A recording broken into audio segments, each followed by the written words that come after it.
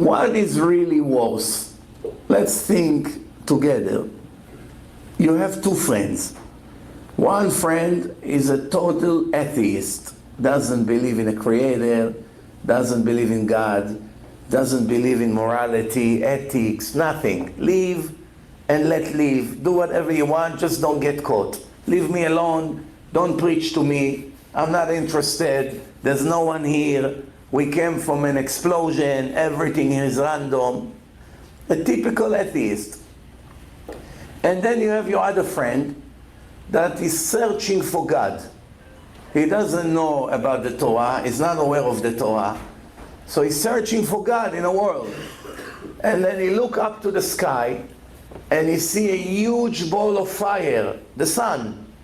Huge ball of fire. And right away, with his common sense, he thought, this is God. Who else can it be? Remember, he doesn't know yet the 13th principle of Judaism, that God doesn't have an image and all that. Right now, all he cares about is to search for God, and he has to be something real that we can see. So he bows down every day to the sun, and he talks to the sun, dear God, thank you for everything you're doing for me. I want to get married, I want to have children, I appreciate what you do. Please get rid of all the bad people who murder and do all bad things. He prays to the sun every day. And your other friend, the atheist, doesn't pray, doesn't care, doesn't say thank you, nothing whatsoever. Who do you think is worse? My opinion, the atheist is 1,000,000 times worse. 1,000,000 times worse. There's nothing even to compare. But what can I say that the Torah say, which one of the two deserves death penalty? The one who bowed down to the sun. The Oved Kochavim. Even if he's a goy, it's against the 7 law of Noah. Even the Gentiles are not allowed to worship idols, which makes a lot of Christian people in a very, very big problem when they die, because they break one of the 7 laws directly with their religion. They made God a son, another entity. And the 10 Commandments, it warned, don't ever dare to make any other authority besides me. Not brother, not son, not wife, nothing. There's one and only one, and that's what the Torah constantly repeats non-stop. Many Christians obviously live with this problem. I get thousands of emails from them every year. It always bothers me how our religion contradicts the 10 Commandments. How we have all these things. We argue who was JC and all these things. It never made sense to me. Thank God I found you and I listened to it. Now I know I was right all along. In less than a minute he leaves this religion. He doesn't need more than a minute. All he needed is someone to tell him you were right.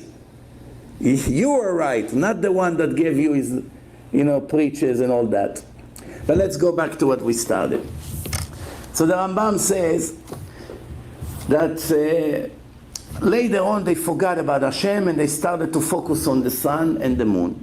Same thing the Goyim who worship the animals. It looks much more foolish than what it really is. They think that God needs to come into something materialistic, something physical, something real, and from that something he is connecting to the material world. We live in a world of material. The spirituality in this world is hidden. You can't even prove the soul exists in 5 senses that God made us.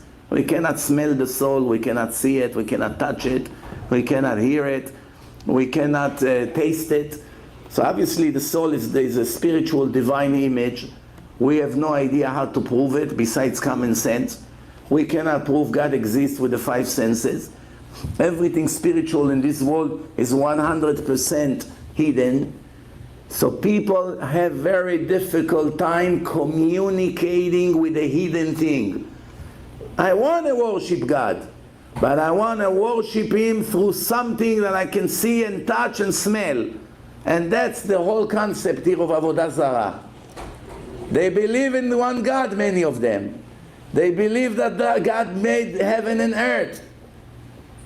but they want to worship him while he's inside the cow, or the golden calf, or the goat, or the sun, or whatever it is. That's the whole idea of Avodah Zarah. Add on top of it that many of them were expert in kishufim, in black magic. It's very, very convincing. You throw thousands of earrings into the fire, psh, hocus pocus, he came out and he begins to move. I am your God, of course. Tell me what's the difference technically between this and God speaking to Moshe Rabbeinu from the burning bush. Burning bush is also physics. The burning bush is burning, but it's not getting destroyed. And Hashem said to Moshe, take your shoes off, the place where you're standing is holy. What makes the place holy? It's sand. What's special? Sand is the same sand everywhere you go. Same sand. Some sand is holy, some sand is not holy. What made the sand holy? It's inside Bet HaMikdash, it's holy. It's inside Kodesh HaKodashim, it's holy. It's under the Mizbeach, it's holy. It's the bush is burning, the place became holy. Why? The Shekhinah of Hashem came down.